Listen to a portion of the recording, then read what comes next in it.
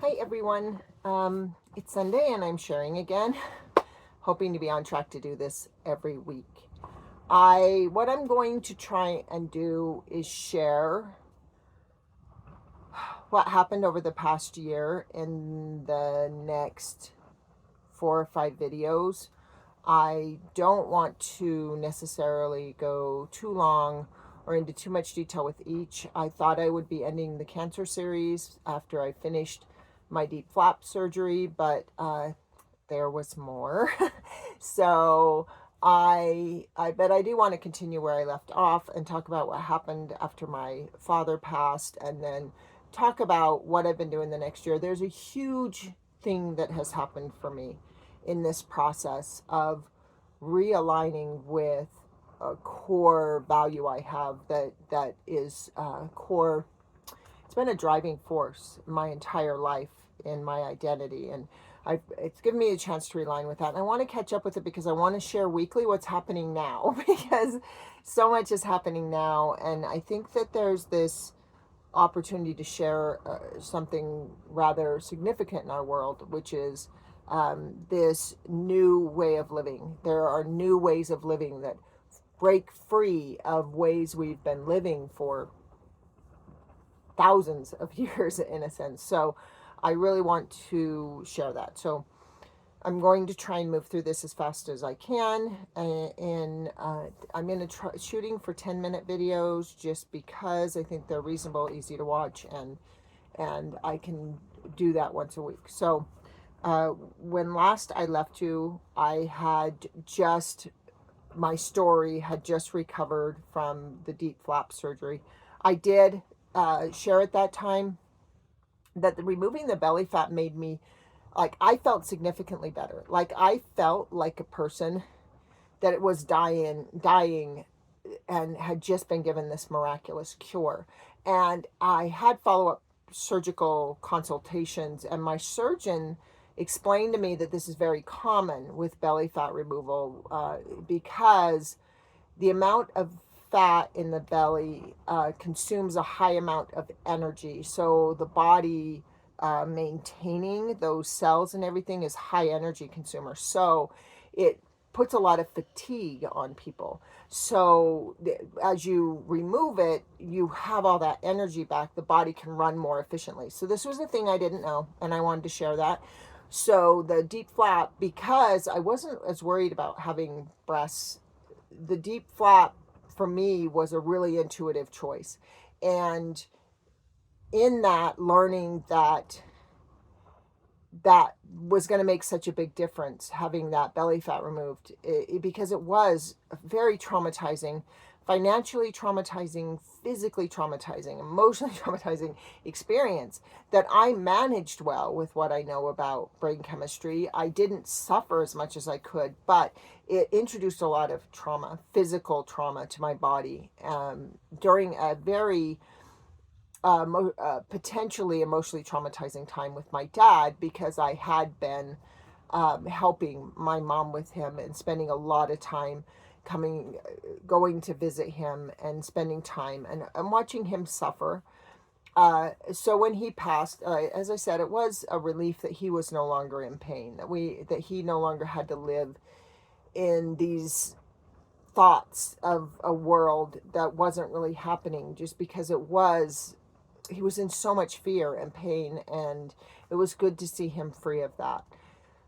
But I was realizing, wow, I'm never going to speak to him again. What was happening at my work, as I mentioned, I want to share that as I share these, is that they had new ownership, and I had been very, very involved in creating training programs and running training programs, and I was working with the program manager to work on a retention program, which I really thought was my window to change this culture of lead by intimidation, lead the employees by fear, threaten them, take things away, criticize them, intimidate them.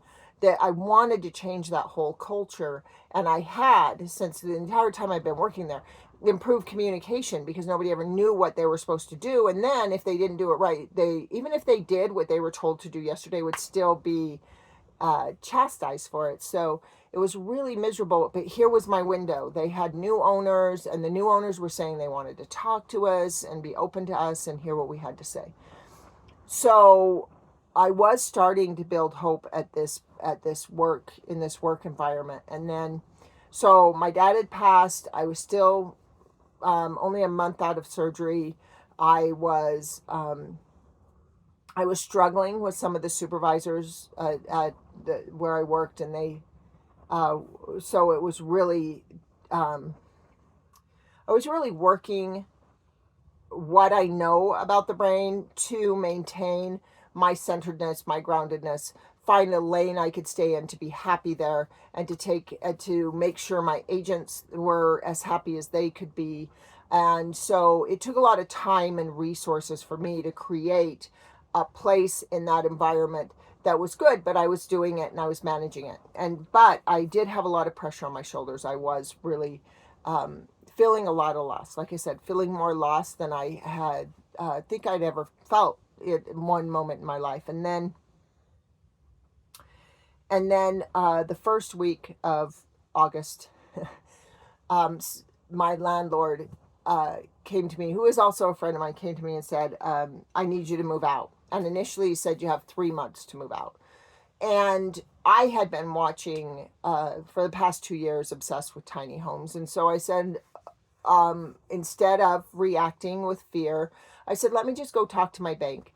I had a lot of financial issues and credit issues I had opened a business in 2008, right before the stock market crash, and I tapped out everything and destroyed my credit, keeping that business running, and did for a long time. And because it was what I wanted to do, I wanted to work in the environment I wanted. But he said, you have 3 months to move. So I went to my bank and found out that I had better credit than I thought. And I was trying to figure out, like, the demands of my medical bills and rent and utilities was just getting to the point where I'm like, I'm not going to have enough money. I'm not going to have enough money to move, because my son lived in half the house, I lived in the other half, and we were sharing that, and he was going to go into his own place and I was going to go into my own. So all of a sudden I just thought, maybe I can do this tiny move. But all of a sudden my friend went from, no, you don't have 3 months, you have a month. And then it was 2 weeks. I had to be out by the end of August. So I had to move everything, my entire life. A garage full of boxes I hadn't gone through since I'd lost my house as part of owning that other business, which was fine. I was happy to do that, because having that freedom and independence was more important to me than having the house, even though I loved the house I had. So anyway, this was where my loss kind of maxed out. All of a sudden, I literally didn't know if I was going to be homeless. I had such a short time to manage what I had to do that I was really taken aback. So the step I took, I'm going to end with the step I took at that point. And that was, I found out that my credit was good enough, which was a total shock and blessing. I'm glad I responded without fear and without pain and without doubt, because what I did was I said, what's possible? Immediately, the minute he told me, and my reaction was, what's possible? And I went and I found out I could get a trailer. And I had been learning the last 2 years about living off grid. And now this was going to be my opportunity. So I was going to buy land and get a trailer. And that was my plan. So all of this loss turned into this potential of living the way I'd been wanting to live for 2 years. And it was actually possible. And I didn't know it could be. So what I wanted to share next time is I'll share the steps I took and what I started to do and where that led to where I am now. It's a very exciting share, but I'm almost at my 10 minutes, so I'm going to hold it for there tonight. Kind of lost its